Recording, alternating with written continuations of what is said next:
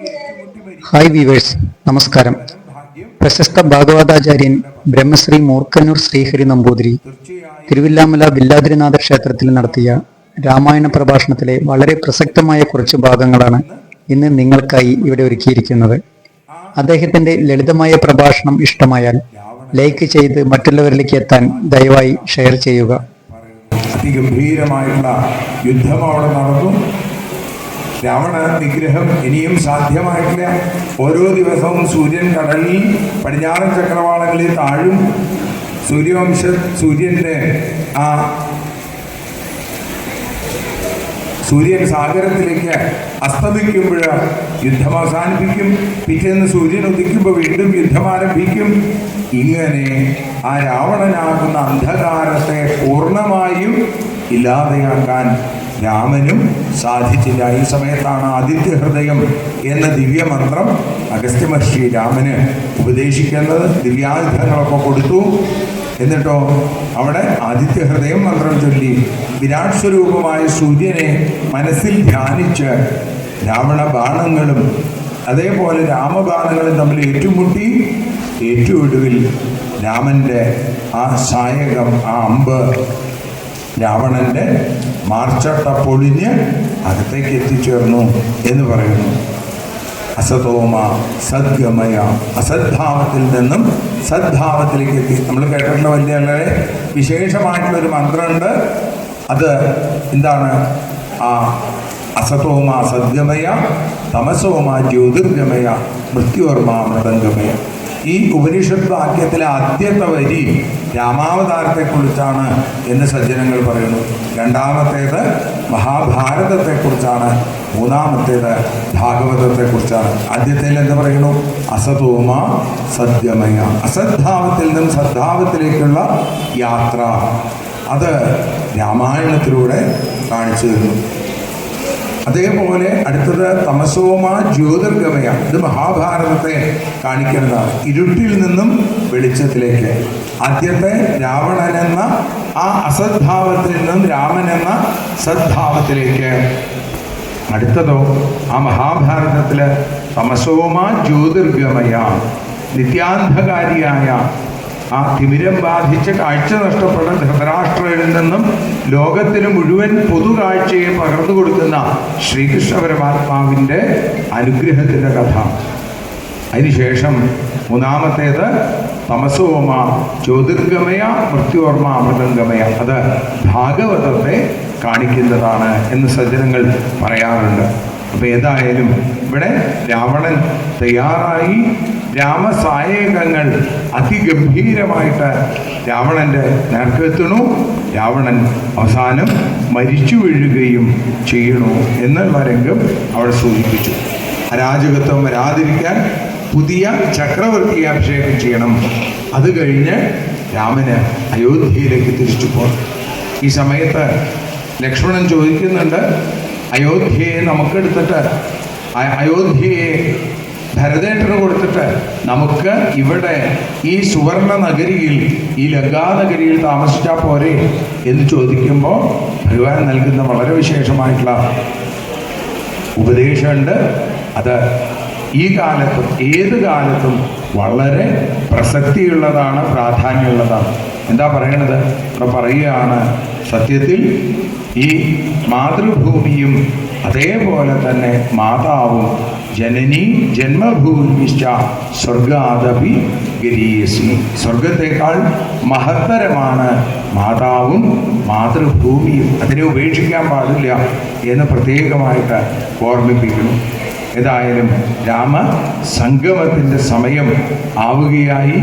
രാവണൻ കൊല്ലപ്പെട്ടു. അനലശുദ്ധിയോടുകൂടി, അഗ്നിശുദ്ധിയോടുകൂടി സീതാദേവി തയ്യാറായി. സാക്ഷാൽ ആ രക്ഷോഗണേശനായിരിക്കുന്ന രാവണൻ്റെ സൈന്യം അതിനെയും ഭഗവാൻ ഇല്ലാതെയാക്കി.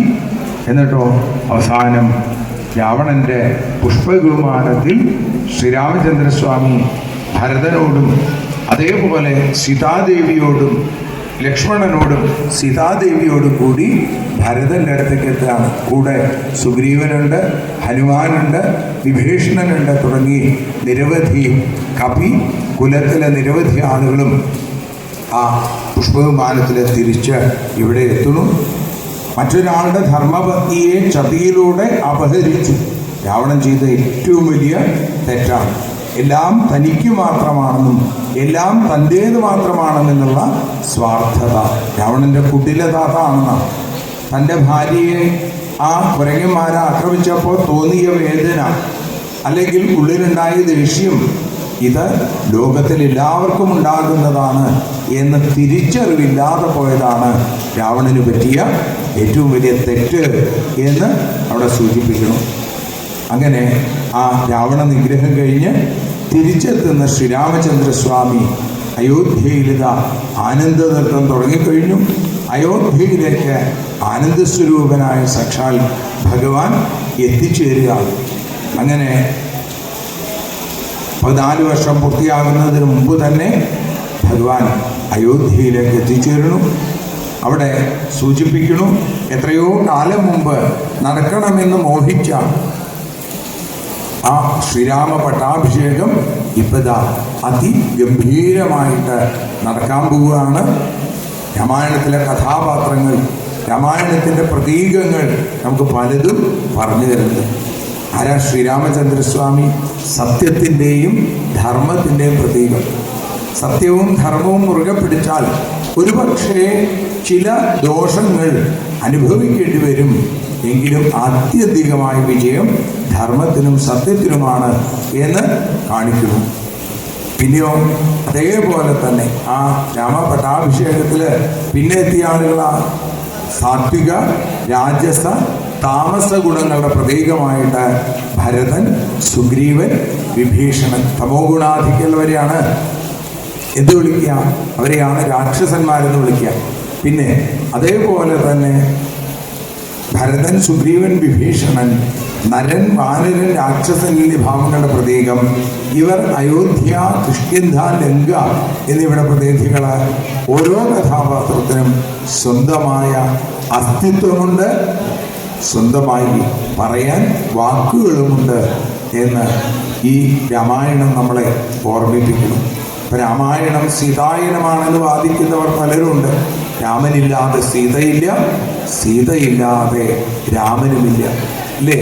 ഈശ്വരൻ ശക്തിയോടുകൂടി ചേർന്നതാണ്. ഇവിടെ ശക്തിയാണ് സീതാദേവി. തൻ്റെ ഭക്തനോടുള്ള ഭക്തവാത്സല്യമാണ് ശ്രീരാമചന്ദ്രസ്വാമി എന്ന് പറയുന്നു. ശിവനില്ലാതെ ശക്തിയില്ല, കൃഷ്ണനില്ലാതെ രാധയില്ല, വിഷ്ണുവില്ലാതെ ലക്ഷ്മിയില്ല എന്നും സ്ത്രീ പുരുഷൻ ഇവരെ പരസ്പര പൂരകങ്ങളാണ് എന്ന് പറയും. 5 തിരിയിട്ട ഭദ്രദീപം നമ്മൾ കിടാവിളക്കായിട്ട് പ്രകാശിപ്പിക്കും. അതിലേക്ക് വേണ്ട പോലെ സ്നേഹം പകർന്നുകൊണ്ടേയിരിക്കുക. സ്നേഹത്തിന് നെയ്യ്, എണ്ണ എന്നൊക്കെ അർത്ഥമുണ്ട്. അതേപോലെ ആ ജീവിതം ധന്യമാവാൻ കിട്ടുന്നത് കൊണ്ട് സന്തോഷിച്ച് ഭഗവത് സ്മരണയോടുകൂടി കഴിയുകയാണ് വേണ്ടത്. രത്നഗർഭയായ ഭൂമി, രാമനോ ഭൂമിയെ പരിപാലിക്കുന്ന രാജാവും, പ്രജാവത്സരനായ ചക്രവർത്തി. പ്രകൃതി പുരുഷ സംയോഗമാണ്, സംഗമമാണ്. സീതാരാമ സംഗമത്തിലൂടെ നമുക്ക് കാണാൻ സാധിക്കാം. രാമായണം ആധ്യാത്മികം, ആധിഭൗതികം, ആധിദൈവികം എന്നിങ്ങനെയുള്ള 3 തരത്തിലുള്ള ദുഃഖങ്ങളെയും ഇല്ലാതെയാക്കുന്നു. രാമായണം കഥ ആരാണ് പാടുന്നത്? സാക്ഷാൽ കൈലാസപതിയായിരിക്കുന്ന മഹാദേവൻ. അദ്രിജയായ പാർവതീദേവിക്ക് അദ്രിനാഥനായ മഹാദേവൻ ഉപദേശിച്ചു നൽകുന്ന ആനന്ദ മകരന്ദമാണ് രാമായണ മകരന്ദം എന്നുള്ളത്. ഈ മകരന്ദത്തെ പാനം ചെയ്താൽ കഥാമൃതത്തിലെ ഒരു തുള്ളിയെങ്കിലും സേവിക്കാൻ കഴിഞ്ഞാൽ നമ്മളൊക്കെ കൃതാർത്ഥരാവുന്നു, നമ്മളൊക്കെ ധന്യരായിട്ട് തീരുന്നു. അങ്ങനെ കാമനിൽ നിന്ന് രാമനിലേക്ക് നമുക്ക് എത്തിച്ചേരാൻ സാധിക്കുന്നു. അങ്ങനെ കാമം ഇല്ലാതെ നിഷ്കാമമായ പ്രേമമായിട്ട് തീരുന്നു നമുക്ക് ഭഗവത് സ്മരണ. നിരന്തരം പാടുകയും നിരന്തരം കേൾക്കുകയും ചെയ്താൽ നമ്മളിലും ആ രാമനുണരും. ആ രാമനുണരുന്നതോടുകൂടി നമ്മളിലെ കാമൻ നശിക്കും. കാമൻ നശിക്കുന്നതോടുകൂടി നമ്മളിൽ ദുഃഖങ്ങൾ തീരും. അതോടുകൂടി നമ്മളിൽ ആനന്ദമുണ്ടാവുകയും ചെയ്യും. അതിന് ഗുണകരമായിട്ട് തീരട്ടെ ഇത്തരത്തിലുള്ള സംഗമങ്ങളെന്ന് പ്രാർത്ഥിക്കുന്നു. അക്ഷര ദേവിയെ ആരാധിക്കുന്നതിലൂടെ ദശാബ്ദങ്ങളായി നമ്മുടെ നാടിൻ്റെ സ്പന്ദനമായി മാറിയിട്ടുള്ള മാതൃഭൂമി എന്ന മഹത്തായ ഒരു പ്രസ്ഥാനം, അത് ഭക്തിയുടെ ഈ വഴിയിലൂടെ നമുക്ക് കുറച്ചു നേരം രാമകഥകൾ പറയാനുള്ള പുണ്യമായി മാറി. അവരുടെ ആ സങ്കല്പം ഈ ഒരു ഭക്തി സംഗമത്തിന്, പ്രത്യേകിച്ചും കർക്കിടക മാസത്തിൽ അതിന് സാധിച്ചു. അതിലുള്ള ചാരിതാർത്ഥ്യം, അവരോടുള്ള സ്നേഹവും കടപ്പാടും അറിയിക്കണം. സർവം ഭവൽ പ്രേരണൈവ മുഗ്ധൂമൻ എന്ന് പട്ടേരിപ്പാട് നാരായണീയത്തിൽ പറയുന്നത് പോലെ ഭഗവാന്റെ സങ്കല്പമാണ് ഇന്ന് ഇവിടെ എത്തിച്ചേരാനുള്ള ഭാഗ്യമായിട്ട് തീർന്നത്. എത്രയോ നേരത്തെ സ്വാഗത പ്രാസംഗികൻ പറഞ്ഞതുപോലെ പത്രപ്രവർത്തന രംഗത്ത് എത്രയോ കാലമായി പ്രവർത്തിച്ചതിൻ്റെ ആ ഓർമ്മകൾ കൂടി പൂവിടുന്ന, അതിന് മധുരവും ഗന്ധവും നൽകുന്ന പുണ്യ ദിവസവുമായിട്ട് ഇതിനെ ഹൃദയത്തിൽ ചേർത്ത് വയ്ക്കണം. ഒരിക്കൽ കൂടി ഇവിടെ ലക്ഷ്മണ സമേതനായി മിന്നിത്തിളങ്ങുന്ന ശ്രീരാമചന്ദ്രസ്വാമിയുടെയും ആ രാമഭക്തനായ ഹനുമാന്റെയും സർവോപരി അക്ഷരസ്വരൂപമായി എന്നും കൂടെ നിൽക്കുന്ന ആ പൊന്നു ഗുരുവായൂരപ്പൻ്റെയും മാതാപിതാക്കളുടെയും സജ്ജനങ്ങളുടെയും ഗുരുപരമ്പരകളുടെയും സകല ചരാചരങ്ങളുടെയും മുമ്പിൽ ഈ അക്ഷര പൂക്കളെ സമർപ്പിക്കുന്നു. സർവേ ഭവന്തു സുഖിന, സർവേ സന്തു നിരാമയ, സർവേ ഭദ്രാണി പശ്യന്തു, മാ കശ്ചിൽ ദുഃഖഭാഗ് ഭവേൽ. യദക്ഷരപദഭ്രഷ്ടം മാത്രാഹീനം തു യദ്ഭവേൽ തത്സർവം ക്ഷമ്യതാം ദേവ നാരായണ നമോസ്തുതേ. വിസർഗബിന്ദുമാത്രാണി പദപാദാക്ഷരാണി ച ന്യൂനാനി ചാതിരിക്താനി ക്ഷമസ്വ പുരുഷോത്തമ. മന്ത്രഹീനം ക്രിയാഹീനം ഭക്തിഹീനം ജനാർദ്ദന യൽപൂജിതം മയാ ദേവ പരിപൂർണം തദസ്തുതേ എന്ന പ്രാർത്ഥനയോടുകൂടി കായേന വാചാ മനസേന്ദ്രിയർവാ ബുദ്ധ്യാത്മനാവാ നിസൃതസ്വഭാവാൽ കരോമി യദ്യൽ സകലം പരസ്മൈ നാരായണായേതി സമർപ്പയാമി എന്ന ആ ആത്മസമർപ്പണത്തോടുകൂടി ഈ അക്ഷരപ്പൂക്കളെ രാമപാദങ്ങളിൽ സമർപ്പിക്കുന്നു. ഹരേ കൃഷ്ണ.